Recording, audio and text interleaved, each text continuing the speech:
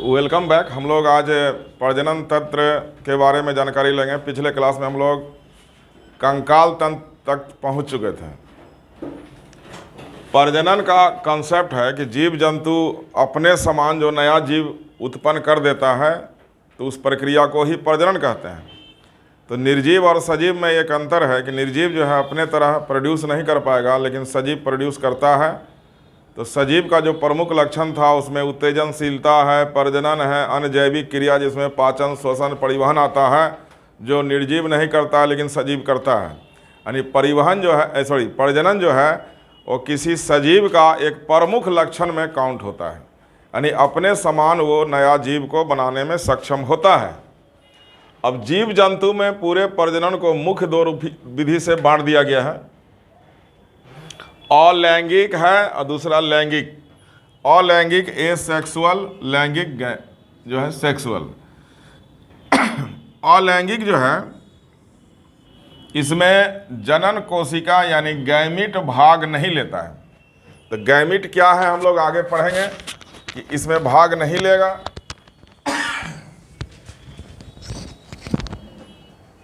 कोशिका दो प्रकार का होता है, यहाँ पर हल्का देख लें हम लोग कि गैमीट क्या है। एक शारीरिक कोशिका है जो शरीर के वृद्धि विकास में भाग लेगा, उसको प्रजनन से कोई मतलब नहीं है।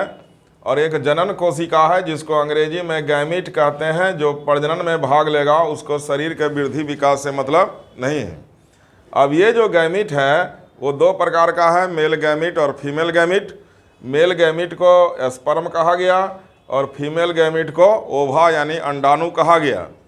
स्पर्म एक कोशिका है और ओवा भी एक कोशिका है।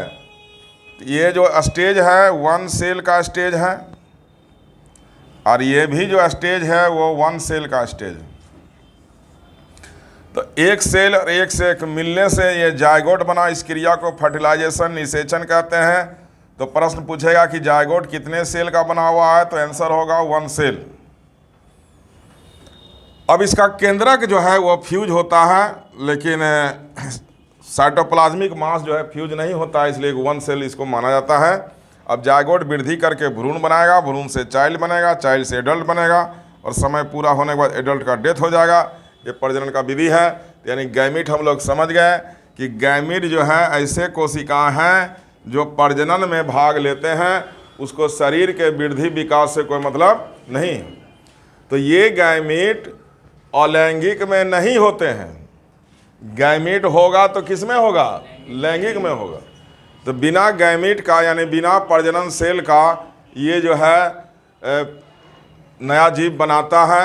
अब इसका भी कई पार्ट हैं। जैसे एक पार्ट है विखंडन, फिजन अंग्रेजी है। ये प्रायः एक कोशिकीय जंतु में होते हैं, जिसमें कोशिका विखंडित हो गया दो भाग में या चार भाग में, विखंडित होकर फिर नया कोशिका बना दिया। चूँकि एक ही कोशिका का जो है जीव है, जैसे उदाहरण अमीबा है, बैक्टीरिया में है। तो अब जब दो भाग में बटेगा तो उसको बाइनरी फिजन कहते हैं, और जब दो से अधिक भाग में बचेगा तब उसका नाम क्या हो जाएगा? Multiple fission. अलैंगिक का पहला विधि था विखंडन, दूसरा विधि है मुकुलन, बडिंग बोलते हैं। इसमें कुछ जीव ऐसे हैं जो शरीर से बड यानी कलिका निकालते हैं। कलिका या बड जो है एक आउट ग्रोथ है, वो ग्रोथ करेगा किसी भाग में शरीर का और टूट के अलग हो जाएगा। जैसा कि यहाँ देख रहे हैं ये बर्ड्स हैं, टूट के अलग हो गया, धीरे धीरे ग्रोथ एंड डेवलपमेंट हो रहा है और नया जीव बना दिया। हाइड्रा में ऐसा होता है।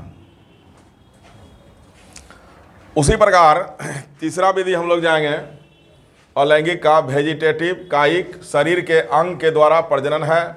जैसे आलू, गन्ना, गुलाब के डंठल से नया पेड़ बन जाता है पौधा। आलू को काट के रोप देते हैं तो नया बन जाता है, गन्ना के डंठल से नया बनता है। तो बॉडी पार्ट से जब नया जीव बन जाए तो उसको हम लोग वेजिटेटिव कहते हैं। उसी प्रकार फ्रेगमेंटेशन है। फ्रेगमेंट मतलब लंबा लॉन्गिट्यूडनल जो है सेक्शन होगा, जैसे बाल के तरह एस्पैरागस शैवाल है, और ये लॉन्गिट्यूडनली जो है डिवाइड करता है, फिर नया बन जाता है। तो 2, 4, 6, 8 में डिवाइड हो जाएगा और फिर ग्रोथ करके फिर पूरा बन जाएगा वो। ऐसे प्रजनन को हम लोग फ्रेगमेंटेशन कहते हैं, जो एस्पैरागस शैवाल में होता है। कुछ प्लांट में जंतु में प्लांट में स्पोर फॉर्मेशन के द्वारा जो है प्रजनन होता है। अब हम लोग लैंगिक पर चर्चा करेंगे कि जिसमें गैमीट भाग लेता है। अब कुछ जीव को छोड़कर प्रायः सभी जीव जंतु जो है लैंगिक प्रजनन करते हैं। कुछ जीव जंतु दोनों विधि का प्रयोग करते हैं। जैसे गुलाब का हम बात किए तो गुलाब में फूल भी है, तो जहाँ फ्लावर आ गया तो लैंगिक जनन होगा, और उसके डंठल से भी हो जाएगा तो अलैंगिक जनन होगा। बात समझ गए? लेकिन अधिकांश जीव जंतु जो पृथ्वी पर हैं वो लैंगिक विधि का ही प्रयोग करते हैं। अब यहाँ पर हम लोग गैमीट का बात किए, तो मनुष्य में यदि हम बात करेंगे तो उसमें क्रोमोजोम के संख्या पर क्वेश्चन होता है, तो उसको यहाँ पर हम डील करते हैं कि हम लोग ये जानकारी लिए कि स्पर्म और ओवा के मिलने से जायगोट बनता है। स्पर्म ओवा यदि मनुष्य का है तो इसमें 23 क्रोमोजोम, इसमें भी 23 क्रोमोजोम, क्योंकि कोई भी गैमीट है तो उसमें क्रोमोजोम का संख्या आधी होती है। समझ गए बात? इसलिए कि आधा आधा मिलकर फिर जायगोट बनेगा तो फिर संपूर्ण हो जाएगा। तो मनुष्य के गैमीट जैसे स्पर्म में 23, ओवा में 23 मिलकर जायगोट बनेगा तो 46 पूर्णांक आ गया। बात समझ गए ना? तो अब स्पर्म में 23, ओवा में 23 जायगोट बन गया, तो जायगोट में कितना बन गया? 46 क्रोमोजोम। अब यही फर्टिलाइजेशन का क्रिया हुआ। तो मनुष्य में जो क्रोमोजोम है उसको हम देख सकते हैं। अब क्रोमोजोम का बात हम करते हैं। 23 जोड़ा यानी 46। समझते जाओ पहले, फुल रेंज कितना है इसका? तो 23 जोड़ा 46 को 2n कहते हैं। n 2n का क्या चक्कर है? n का मतलब सिंगल सेट, यानी 23 यदि लिखेंगे तो सिंगल सेट हो गया वो, और डबल सेट लिखेंगे तो 2n यानी 23 जोड़ा लिख देंगे, का मतलब डबल सेट। समझ रहे बात को? अब ये क्रोमोजोम दो प्रकार का है, बॉडी क्रोमोजोम और सेक्स क्रोमोजोम। बॉडी क्रोमोजोम का संख्या होता है 22 जोड़ा और सेक्स क्रोमोजोम का संख्या होता है 1 जोड़ा। तो 22 जोड़ा और 1 जोड़ा कितना हो गया? 23 जोड़ा हो गया। बॉडी क्रोमोजोम शरीर के वृद्धि विकास में भाग लेता है, उसका लक्षण को नियंत्रित करने में भाग लेता है। यानी शारीरिक लक्षण जो कंट्रोल होगा वो किसके द्वारा होगा? Body chromosome. लेकिन इसको शारीरिक लक्षण से मतलब नहीं है, ये लिंग का निर्धारण करने से संबंधित है। इसी के सेक्स क्रोमोजोम जो कहेंगे, जिसका संख्या कितना हो गया? 1 पेयर हो गया। दूसरा भाषा में इसको ऑटोसोम, इसको एलोसोम भी कहते हैं। अब ये जो एक जोड़ा है वो 2 तरह का है, एक XY तरह का, दूसरा XX तरह का। तो ये शेड जो है मेल के लिए और ये शेड जो है फीमेल के लिए। समझ रहा है ना? 22 जोड़ा किसी भी व्यक्ति में होगा ही।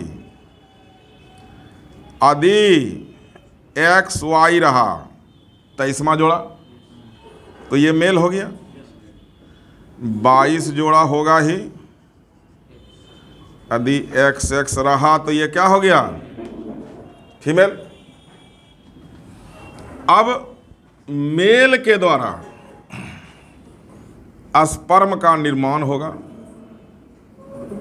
जिसमें क्रोमोजोम का संख्या घटकर कितना हो जाएगा? यानी इसका आधा हो जाएगा। फीमेल के द्वारा क्या बनेगा? इसमें भी क्रोमोजोम कितना हो जाएगा? ध्यान देना, यहां पर क्वेश्चन है। तो स्पर्म में क्रोमोजोम का जो सेट होगा इसका आधा लिखना है हमको। तो 22 जोड़ा का आधा 22 लिख सकते हैं, प्लस XY का आधा आधा कर दें कि एक बार X लिख दें और एक बार क्या लिख दें, तो 23 का हिसाब हमारे पास हो गया। यानी स्पर्म दो तरह का हो गया, एक एक्स वाला और दूसरा वाई, लेकिन ओभा एक ही तरह का होगा। 22 प्लस क्या हो जाएगा, दोनों वही होगा, तो एक को लिखे हैं। अब मान लीजिए फर्टिलाइजेशन होता है, तो ये यदि इससे फर्टिलाइज करता है तो दोनों को जोड़ देंगे, तो 22 जोड़ा, ध्यान देना यहाँ पर, प्लस क्या हो जाएगा, तो मेल की फीमेल। यदि ये वाई वाला इस ओभा से फर्टिलाइज करता है तो जोड़ देंगे, क्या हो जाएगा, तो मेल होना या फीमेल होना किस पर निर्भर है, यानी पुरुष पर कि महिला पर। समझ गए बात। जबकि समाज में मान्यता क्या रहता है, एनसीईआरटी में दिया हुआ है, तो सामाजिक रूढ़िवादिता है और गलत कंसेप्ट है। तो पुरुष का स्पर्म ही निर्धारित करेगा कि मेल होगा या फीमेल होगा, यानी एक्स रहेगा तो फीमेल, वाई रहेगा तो मेल। बात समझ गए। अब यहाँ पर एक प्रश्न देंगे, उसको बनाना पड़ेगा।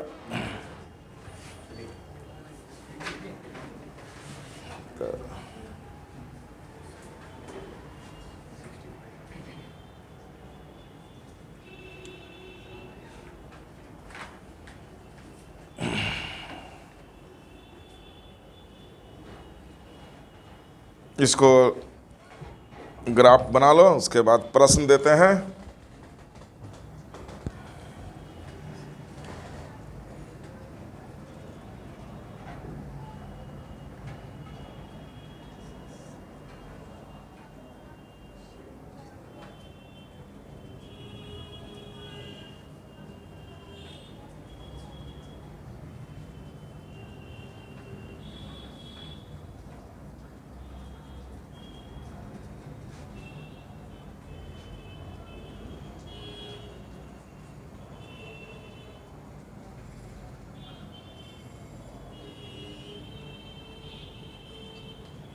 प्रजनन तंत्र हम लोग पढ़ रहे हैं,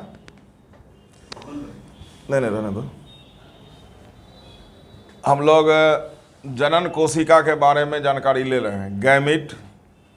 गैमिट दो तरह का, मेल और फीमेल। मेल गैमिट को यदि जंतु में ज़्यादातर टर्म यूज होगा, प्लांट में नहीं। तो मेल गैमिट को स्पर्म के रूप में जानते हैं, फीमेल गैमिट को हम ओभा, अंडाणु हिंदी वर्ड है, के रूप में जानते हैं। किसी भी गैमिट में क्रोमोसोम का संख्या आधा होता है, मतलब सिंगल सेट होता है, यानी स्पर्म और ओभा जो है उसमें सिंगल सेट होगा, एन जिसको बोलते हैं।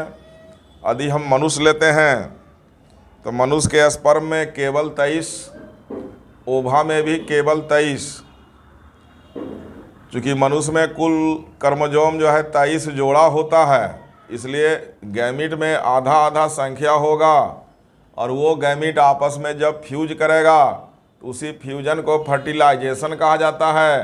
तो फर्टिलाइजेशन के बाद क्रोमोसोम का सेट डबल हो जाएगा, यानी 23 मिलकर 23 जोड़ा यानी 46 बना देगा। तो फर्टिलाइजेशन के बाद जायगोट बनता है, तो जायगोट में 46 क्रोमोसोम होगा।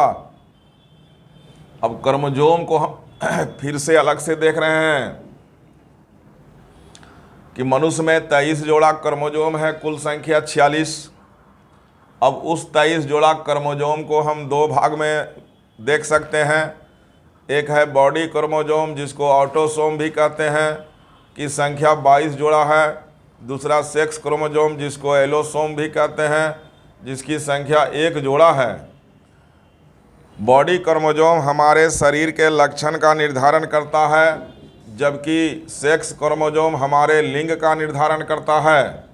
सेक्स क्रोमोसोम 1 जोड़ा है, और वो 1 जोड़ा 2 सेट में होता है।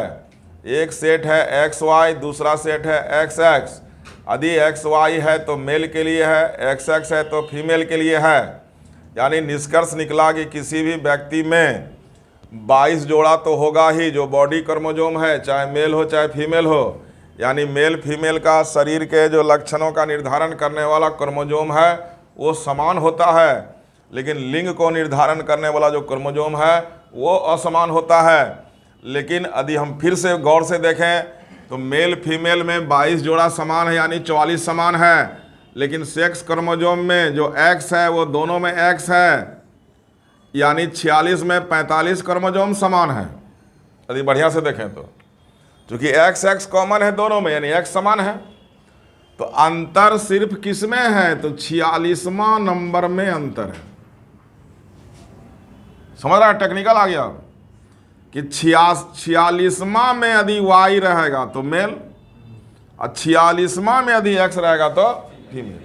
तो यहां स्टेटमेंट बन गया कि Y chromosome is responsible for maleness, is responsible for maleness and X chromosome is responsible for femaleness. सीधा सा बात है, वाई क्रोमोसोम ही पुरुष के लिए जिम्मेवार है। वाई क्रोमोसोम के ऊपर जो जीन होते हैं वो मेल सेक्स हार्मोन निकालने के लिए रिस्पॉन्सिबल होते हैं। मेल सेक्स हार्मोन का नाम है टेस्टोस्टेरोन। तो जैसे टेस्टोस्टेरोन निकलने लगता है तो पुरुष का लक्षण आने लगता है। तो जब भ्रूण अवस्था होता है तो उस शुरुआती दौर में मेल फीमेल में अंतर करना मुश्किल होता है। तो जब टेस्टोस्टेरोन का स्राव होने लगता है तो जो मेलनेस का कैरेक्टर है, तब हम कह सकते हैं लिंग का निर्माण होने लगता है, तब हम मेल फीमेल बता सकते हैं। और चूंकि यह नवजात में कम मात्रा में निकलता है, धीरे धीरे वयस्क की ओर जाता है, तो उसका मेलनेस कैरेक्टर काफ़ी डेवलप हो जाता है, यानी दाढ़ी मूछ, भारी आवाज़, चौड़ा कंधा, अधिक ताकत, ये सब मेलनेस कैरेक्टर है जो टेस्टोस्टेरोन हार्मोन के कारण होता है। और वो टेस्टोस्टेरोन हार्मोन वाई क्रोमोसोम पर स्थित जीन के द्वारा ही स्रावित होने के लिए रिस्पॉन्सिबल होता है। बात समझ गए, इतना मैकेनिज्म है। तो अब यहां पर एक प्रश्न हम लोग लेंगे, तो प्रश्न को लिखो।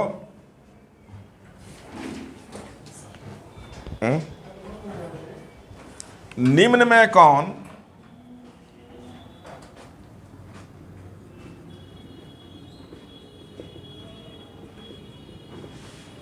स्पर्म के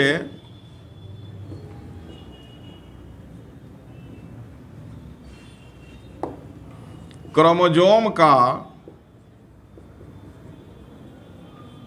सही सेट है? पहला choice 22 pair plus X Y, दूसरा 22 पेयर प्लस एक्स, तीसरा 22 प्लस एक्स वाई, चौथा 22 प्लस एक्स। पहले लिख लो जल्दी से लिखो, उसके बाद दिमाग लगाओ तब बनाओ।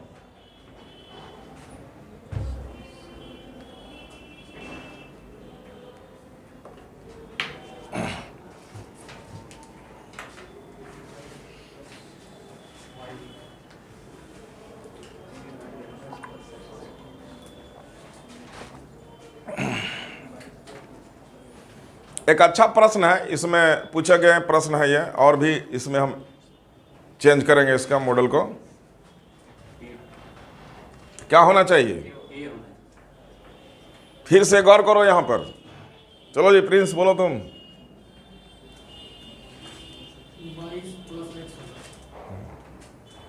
कुछ प्रभाव है उसका जियोलॉजी का, सारा चीज तुम्हारे सामने है। पहले बता दिया कि स्पर्म में क्रोमोसोम का संख्या आधा है, तो उस समय से बोल रहे हैं। तो आधा है तो कितना होगा, 23 होगा। स्पर्म में 23 लिखे हैं, यहाँ भी 23 लिखे हैं, यहाँ भी 23। तो ये तो नहीं ना होगा, तो पुरुष का सेट हो गया। इसमें 22 जोड़ा 44 है, 45 का हिसाब दे रहा है। ये 22 23, 24 का हिसाब दे रहा है, ये 22 है 23 का हिसाब दे रहा है।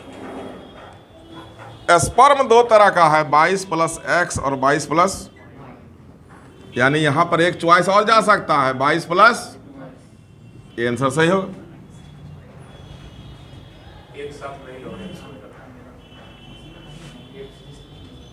अगला क्वेश्चन लिखो, निम्न में कौन सा ओवा के क्रोमोजोम का, ओवा माने अंडाणु, के क्रोमोजोम का सही सेट है?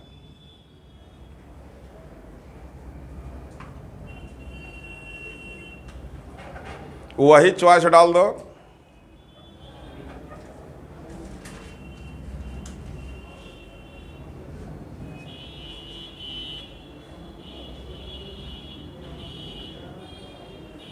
अब स्पर्म के बदले ओवा डाल दिया गया है, चॉइस सेम है, तो फिर आंसर क्या बन जाएगा?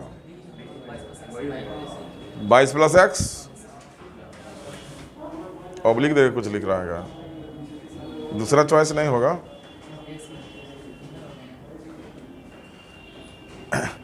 अब मुजबानी बना लो कि निम्न में कौन सा पुरुष अधि लिखता है कि एक क्रोमोजोम का सही सेट है, तब आंसर क्या बन जाएगा? 22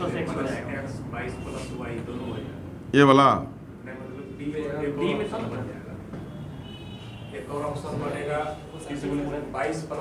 इसमें ऑप्शन नहीं है। निम्न में कौन सा पुरुष के क्रोमोजोम का सही सेट है? कितना होगा जी?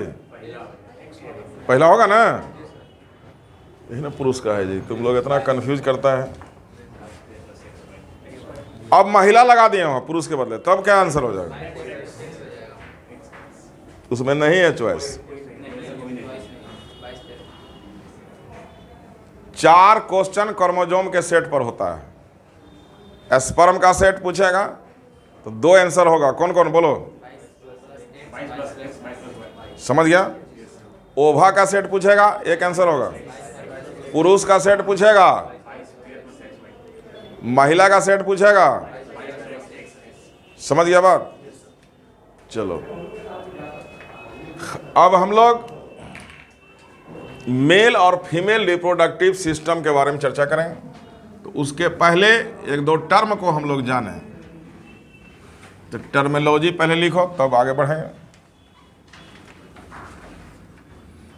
एक टर्मिनोलॉजी है प्यूबर्टी,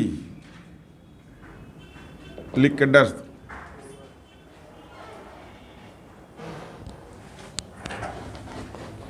लिखो, वह उम्र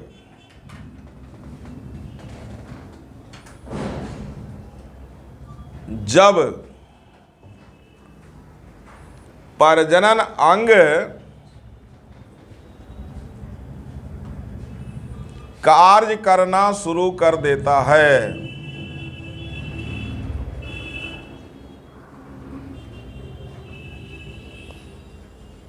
पुरुष में 14 से 16 वर्ष और महिला में 13 से 15 वर्ष, माने ऑनसेट ऑफ रिप्रोडक्टिव सिस्टम बोलते हैं, या रिप्रोडक्टिव ऑर्गन।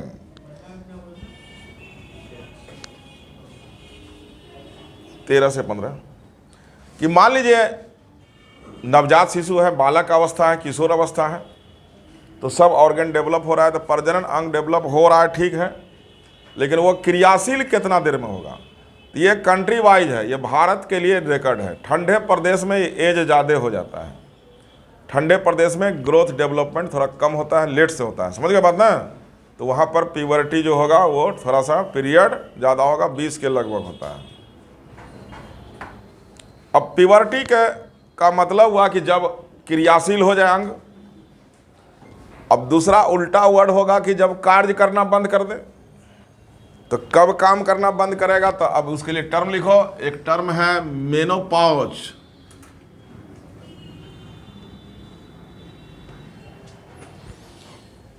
मेनोपॉज वह उम्र जब महिलाओं में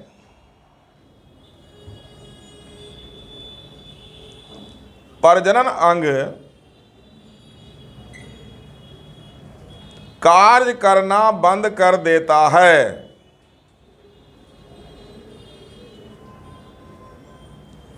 बराबर लिख देना 45 से 50 वर्ष। अब उसका एवरेज निकालोगे तो 47.5 हो गया है ना भाजी, बीच का अंक। तो उसको 48 मान लिया जाता है। तो सिंगल ऑप्शन में कहीं कहीं 48 दे देगा, लेकिन चक्कर ये है 45 से 50, बीच का अंक लेंगे 47.5 को पूर्णांक में लिखेंगे 48। अब एक टर्म और है जो पुरुष के लिए लागू होगा, एंड्रोपॉज।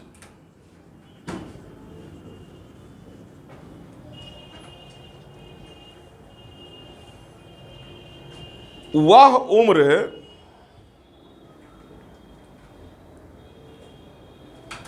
जब पुरुष में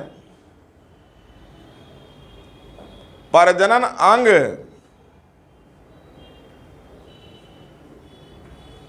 कार्य करना बंद कर देता है।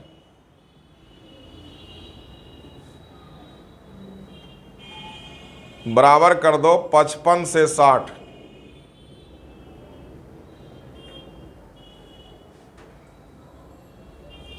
तो एवरेज निकालेंगे तो कितना बन जाएगा? पूर्णांक में 58 वर्ष सिंगल। समझ गया?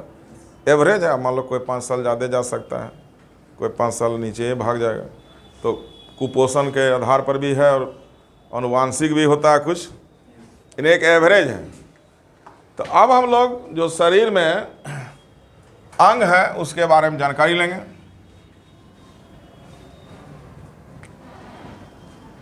एक चार्ट के रूप में हम ले जाएंगे। मेल और फीमेल, प्राइमरी सेक्स ऑर्गन लिख रहे हैं। मेल में क्या है?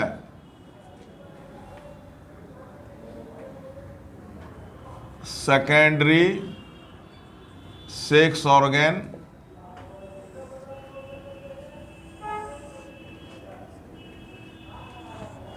मेल में टेस्टिस है, ब्रिसन हिंदी बोलते हैं, और फीमेल में ओवरी है। प्राथमिक अंग है पुरुष में टेस्टिस ब्रिसन, मनुष्य में ओवरी है।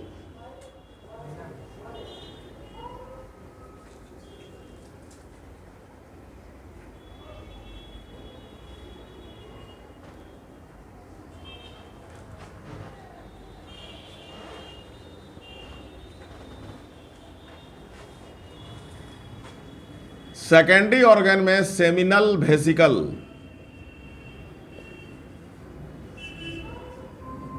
प्रोस्टेट ग्रंथि,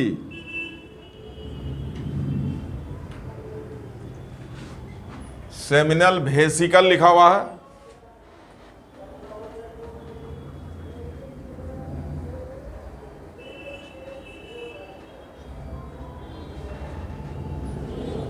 और पेनिस भी आ जाएगा इसी में, सेकेंडरी में। जबकि महिला में फैलोपियन ट्यूब, डिम्ब वाहिनी हिंदी है उसका।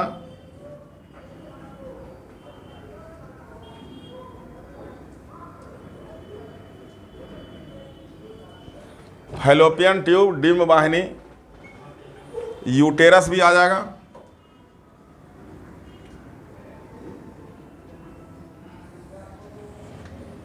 बाह्य लक्षण मेल और फीमेल का। बाह्य लक्षण में भारी आवाज, चौड़ा कंधा, अधिक ताकत।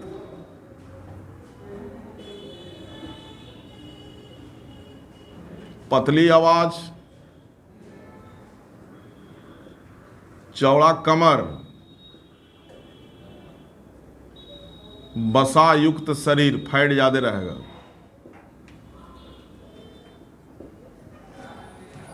ये हम लोग प्राइमरी माने प्राथमिक में सबसे आवश्यक वही हुआ। सेकेंडरी थोड़ा कम द्वितीयक में है। और बाह्य लक्षण 3 भाग में बांटे हैं। अगले क्लास में हम नर जनन तंत्र और मादा जनन तंत्र के बारे में विशेष चर्चा करेंगे। जय हिंद।